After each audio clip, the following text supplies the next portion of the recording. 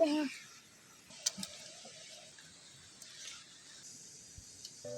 ่าลืมกดไลค์กดแชร์และกดติดตามเด้อพี่น้อง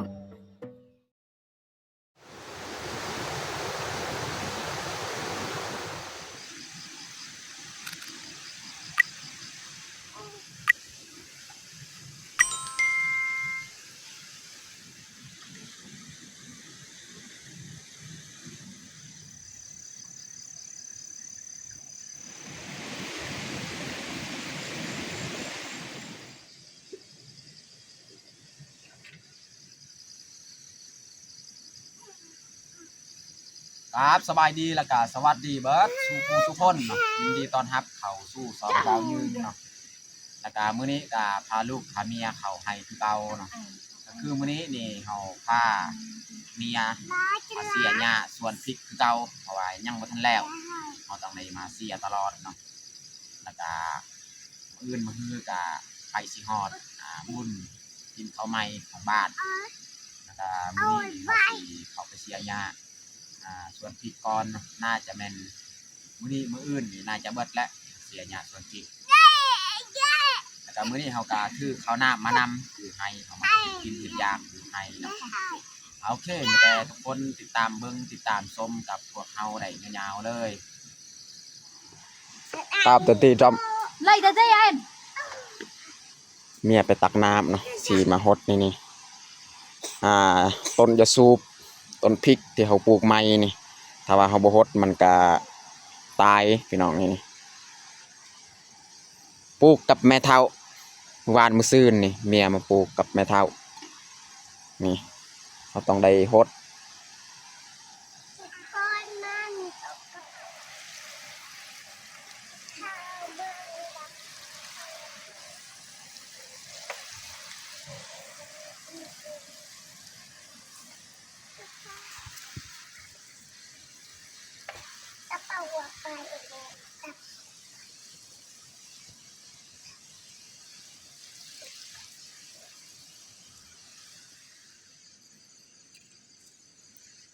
ตอนนี้ก็เมียเริ่มออกก่อนนะพี่น้องเนาะ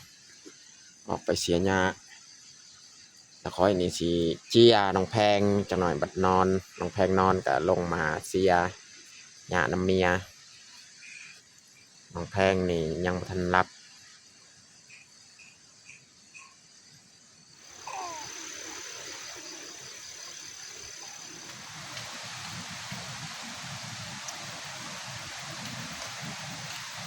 ตอนนี้เฮาก็ได้ไปเสียหญ้าน้ำเมียเพราะว่าน้องแพงก็กำลังนอน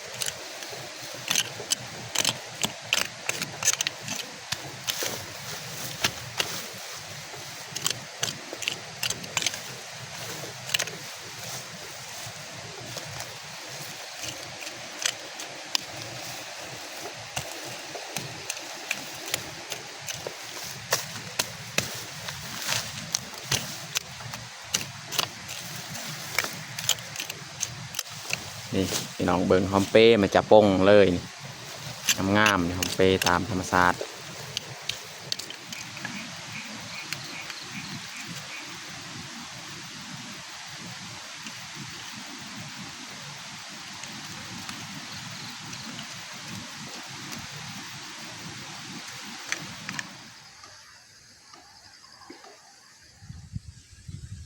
ตอนนี้กาเขามาอยากไปเสียหญ้าแล้วพอดี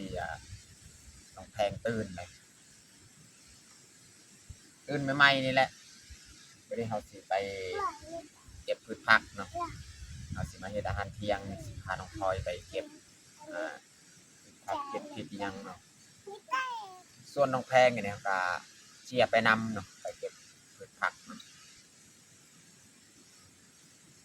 เอาไปน้องพลอย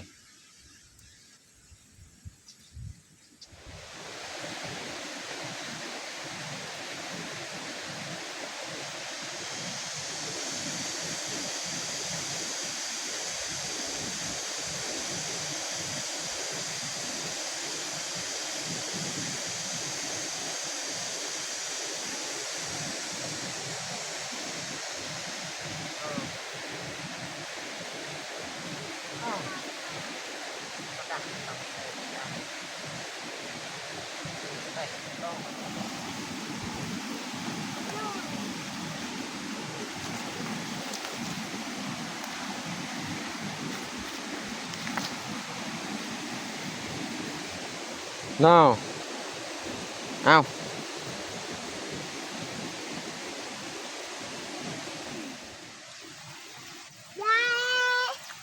เก็บเลยเก็บหมากแดงเด้อบ่เก็บหมากเขียวน้องพลอยหาเก็บพริก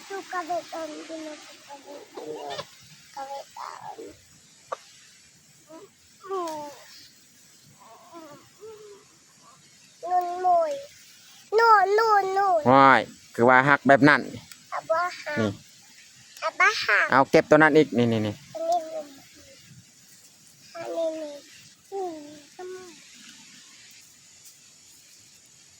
กับน้องพลอยเอาเก็บแล้วพืชผักเจ้า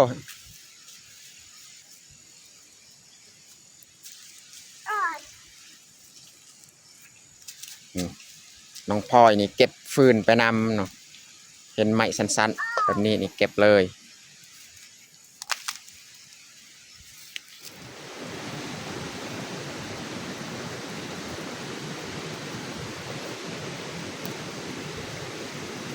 เอาผักตูพี่น้อง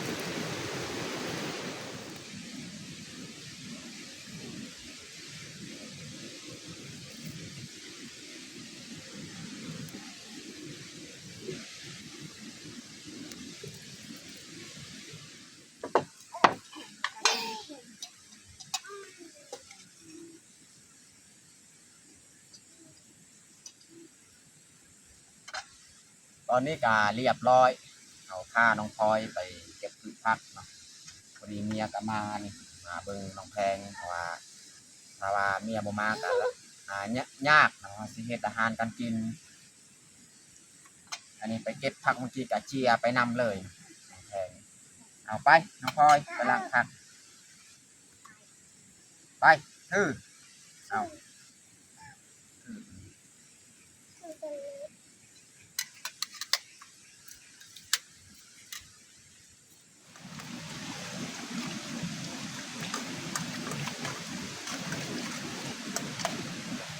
บอกเอาไปทำไมตังคุณน้ำนะเอาทานนี่ทำไมตอนนั้นเรียนบอกเอาแม่จะเอาเรียนมาเรียนเด็กตอนที่อาจจะทานที่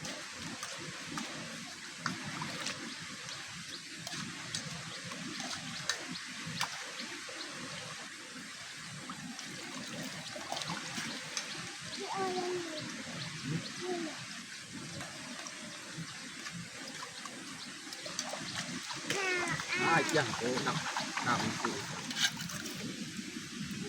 เอามาล่างซีนหมูพี่น้องนี่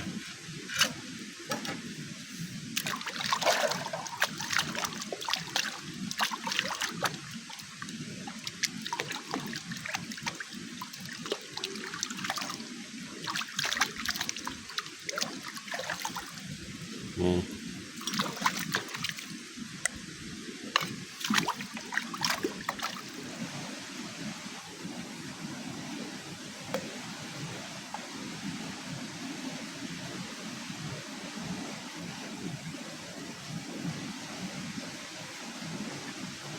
cái đầu có là bàn ปั่นลูกแยมดูดอง bạc dê giảm là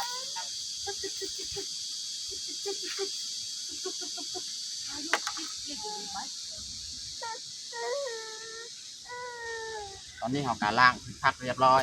ให้น้องพลอยไปล้างพบกับซากอีก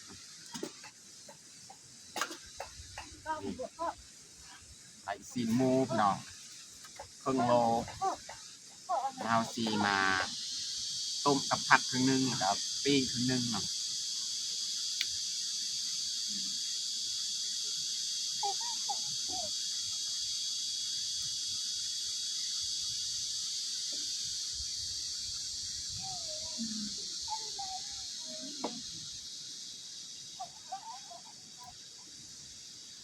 nào cái lành em đâu ต้ม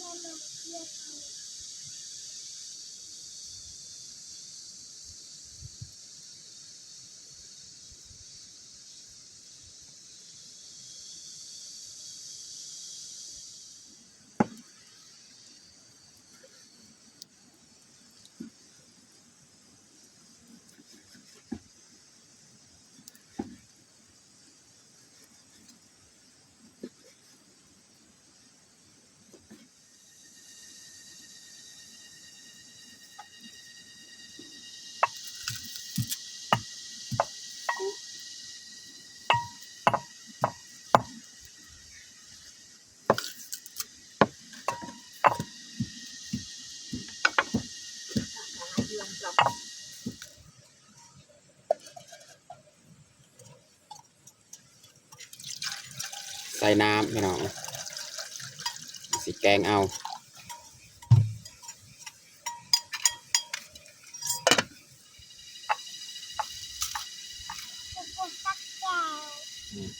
น้องพ้อยต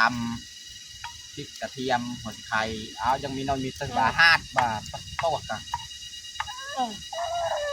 เข้าไป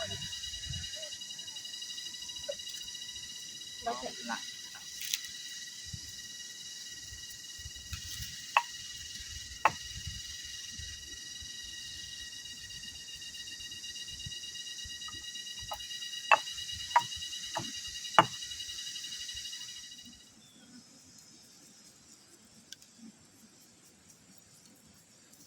ใส่เกลือพี่น้อง ใส่เกลือใส่เกลือพี่น้องใส่เกลือกินข้าวเหนียวกันมากินข้าวเหนียวกัน đi đâu จะเอาอีก chứ đảo ở chẳng này ซอยคิงพี่น้องอู้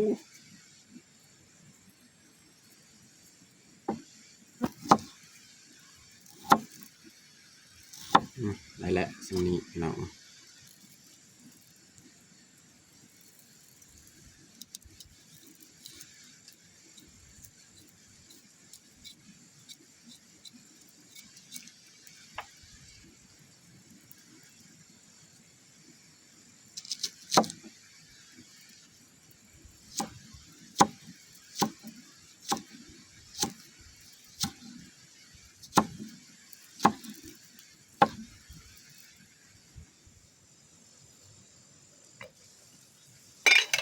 น้ำที่เขาต้มกาเดือดและบาดนี้เนาะพี่น้องเนาะบริหารจะใส่เลยหัวสิไข่ใส่หอมแดงคิงเนาะแล้วก็เอาซีนของเฮาลงเลยนะพี่น้องเนาะ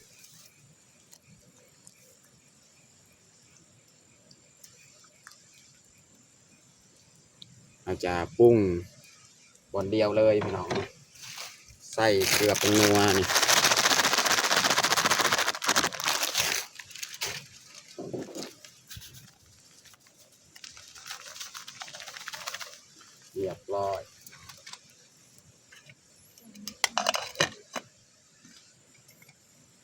ลืมพี่น้องลืมใส่พริกกระเทียมนี่ที่น้องพลอยตำเมื่อกี้แหละใส่คืนเป็นยังนี่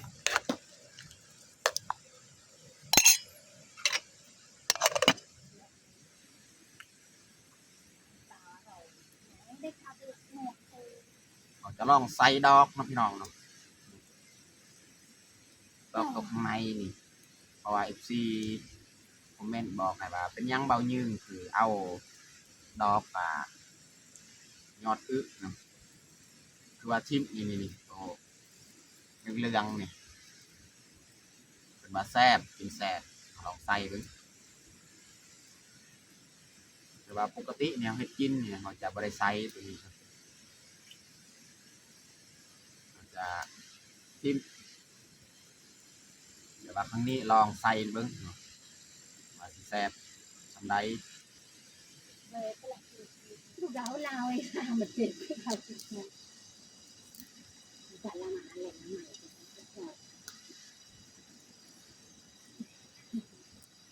เป็นตัว เที่ยวที่เตาที่ถึงอย่าง ทำไม่ต้อง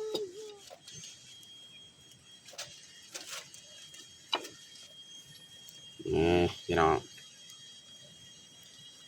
วันนี้เขาสีใส่ผักนอกจากหน่อยเนาะ ก็สนุกก็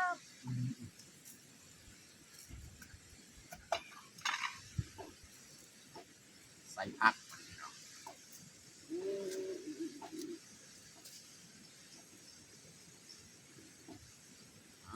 ใหญ่แล้วอย่าเก็บตัวนั้นโอ้ยเอ้ยมันติดที่ดินแล้วมันเก็บ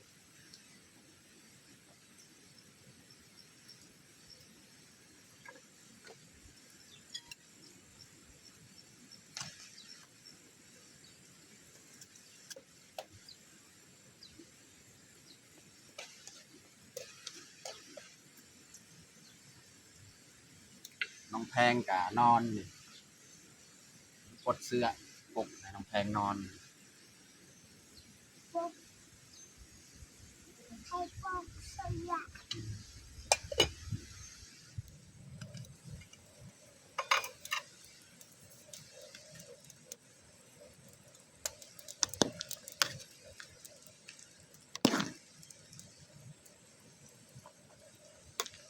โอ้หอมพี่น้องเอ้ย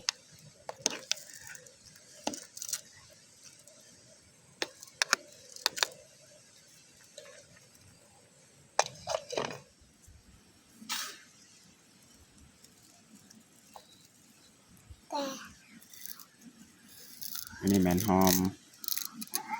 ผักอีตู้แมนหอมอื่นเนาะ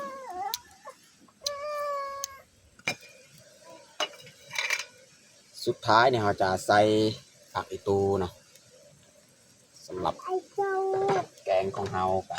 เรียบร้อยพี่น้องเนาะ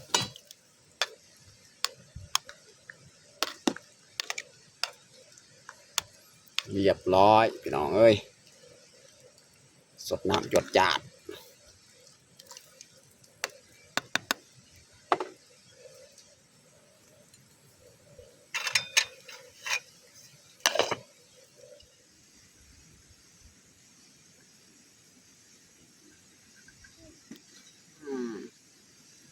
อีกซีนต่ออีก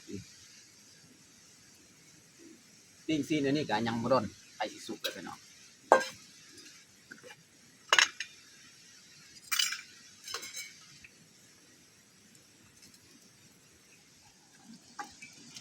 เทียงกัน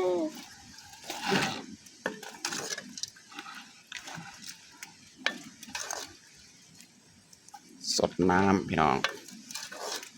ใส่น้ำสีละลาย มากินข้าวแหลงกันมากินข้าวเที่ยงกินกัน น้องพลอยนี่ฝึกเว้าไปเลยน้องพลอย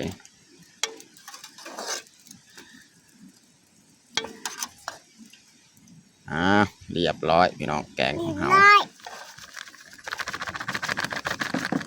ตำแจวพี่น้องเอาตำเลยน้องพลอย ตำแจวพี่น้องสิแซ่บอยู่บ่น้องพลอยตำแจวนี่แซ่บบ่น้องพลอยบ่ แซ่บ ตำเลยตำแรกหรือบ่สีของเฮากะไก่สิสุกแล้วพี่น้อง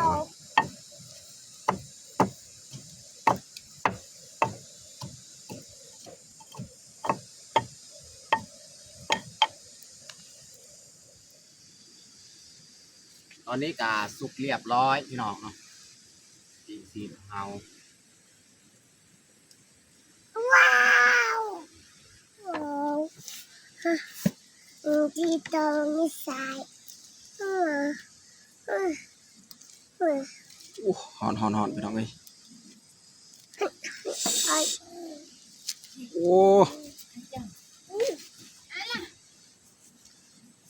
ตัวละ50,000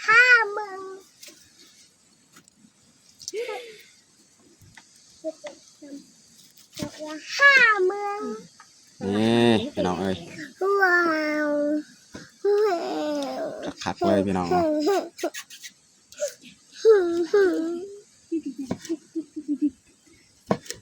น้องพลอยมักตัวปิ้งนี่น้องพลอย โอ้จ้านุ่มนุ่ม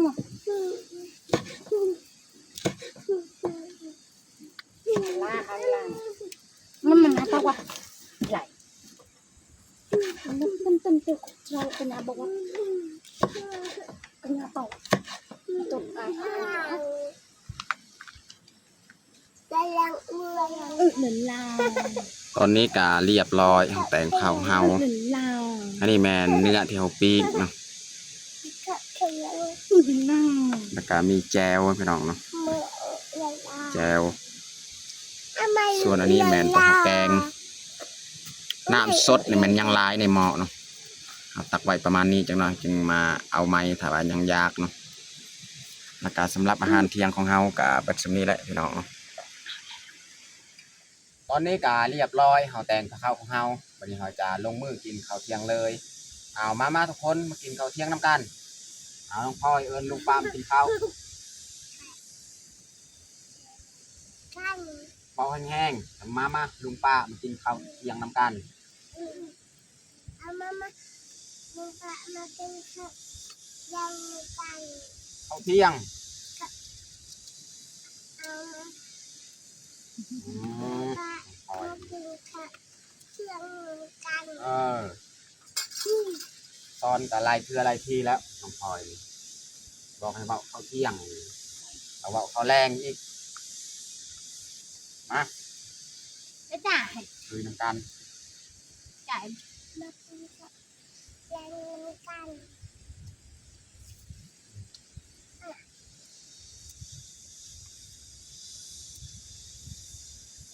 ก็ใจ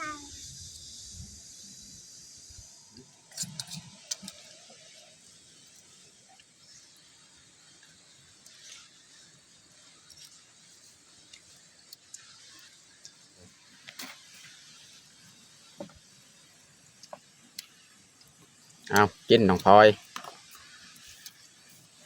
น้องพลอยนี่มักโตเอาปิ้งเอายาง น่าบ่นะ ตรง กิน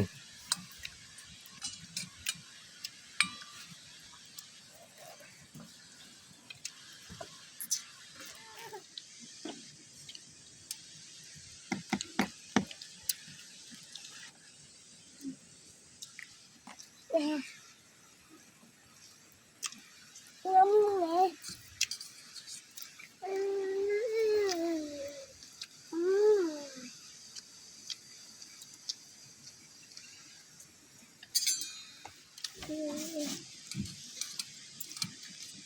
เก่ง